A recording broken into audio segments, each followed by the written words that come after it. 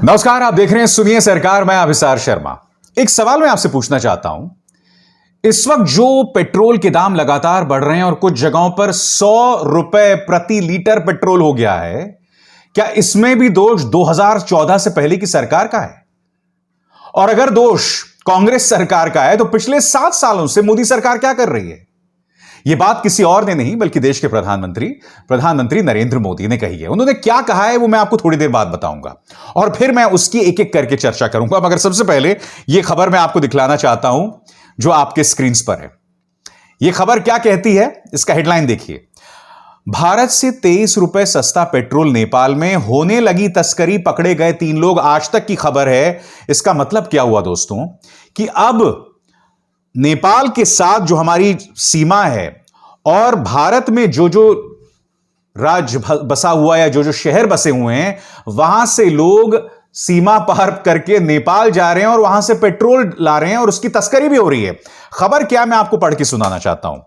भारत में पेट्रोल और डीजल के दाम आसमान छू रहे हैं। हर दिन पेट्रोल डीजल की कीमतें नया रिकॉर्ड बना रही हैं। वहीं पड़ोसी देश नेपाल में पेट्रोल और डीजल काफी सस्ता बिक रहा है, वो भी तब जबकि नेपाल में भी पेट्रोल डीजल भारत से ही जाता है।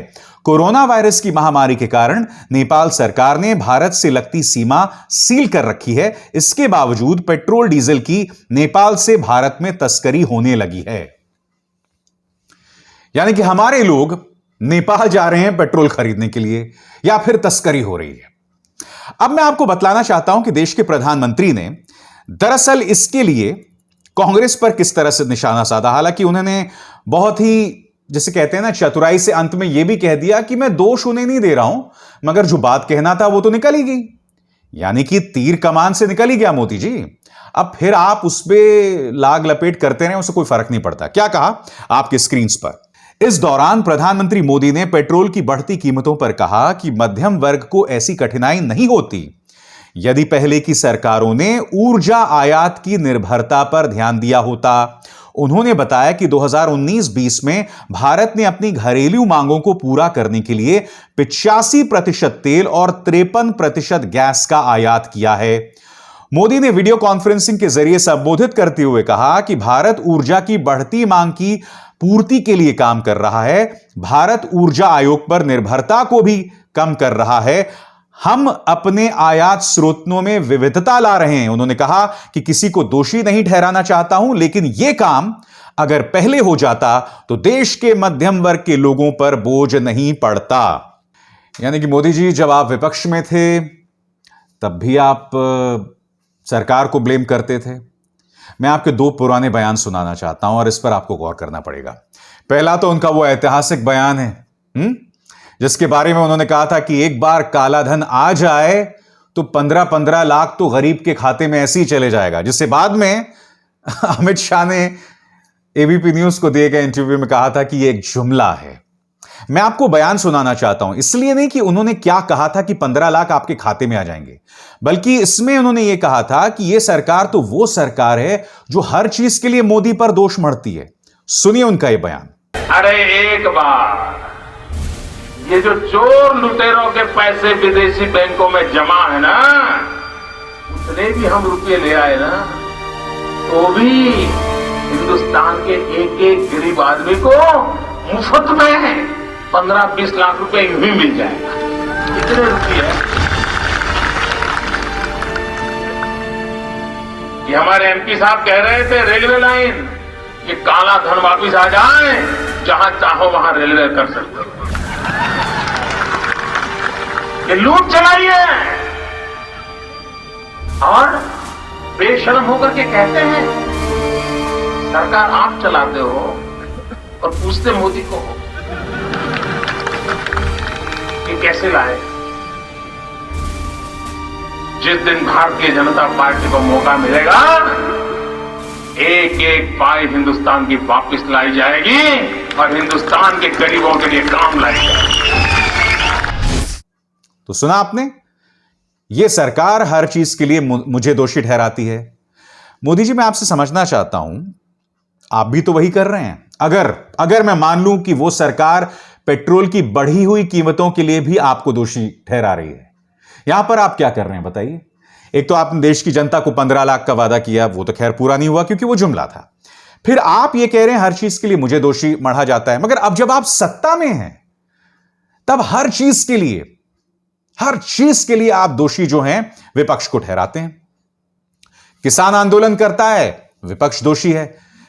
नागरिकता बिल के खिलाफ लोग आंदोलन करते हैं, विपक्ष दोषी है।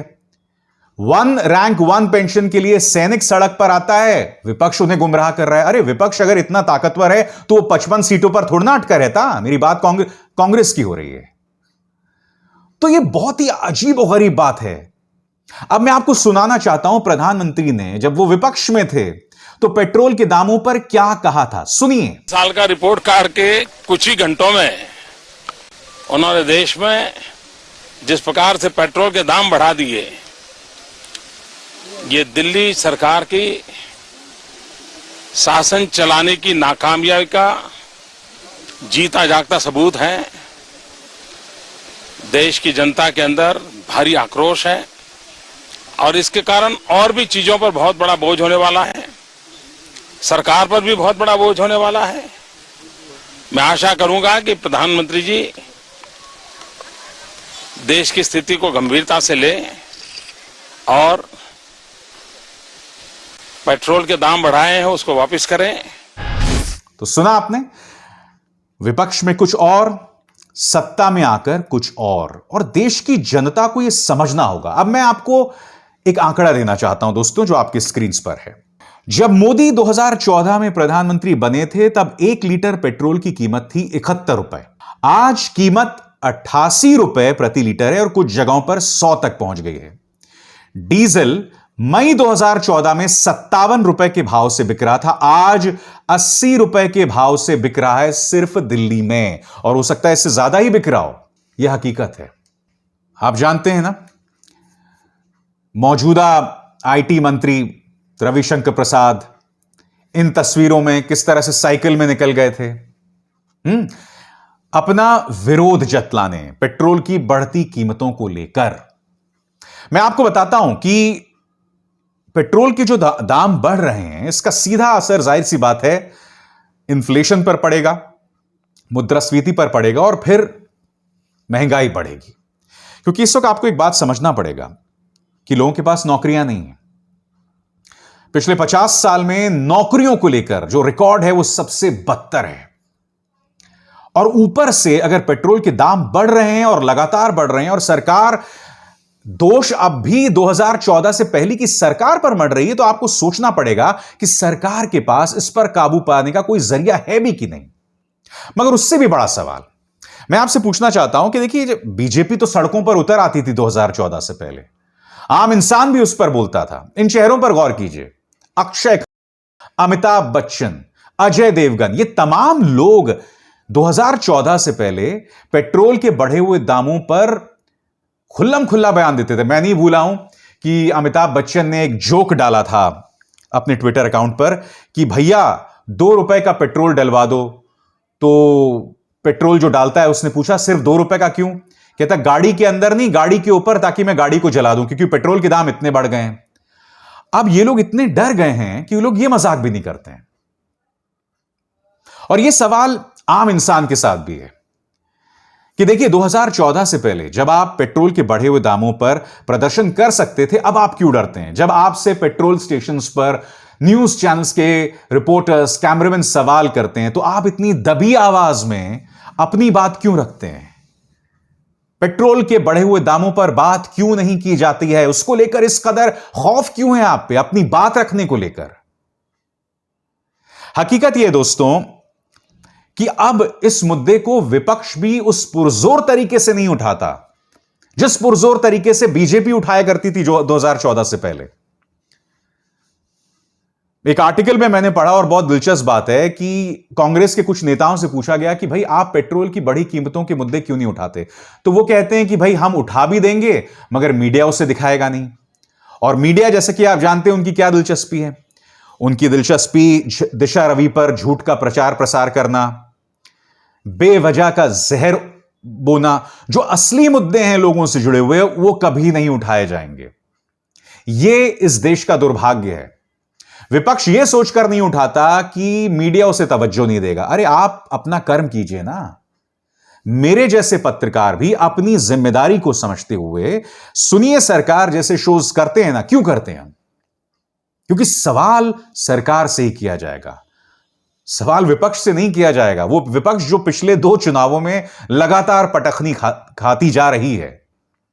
सवाल उनसे किया जाएगा जो सवालों से बचते हैं, जो पुलिस का इस्तेमाल करते हैं, संस्थाओं का इस्तेमाल करते हैं सवालों को दबाने के लिए। और हम सुनिए सरकार में उस फलसफे से काम करते हैं।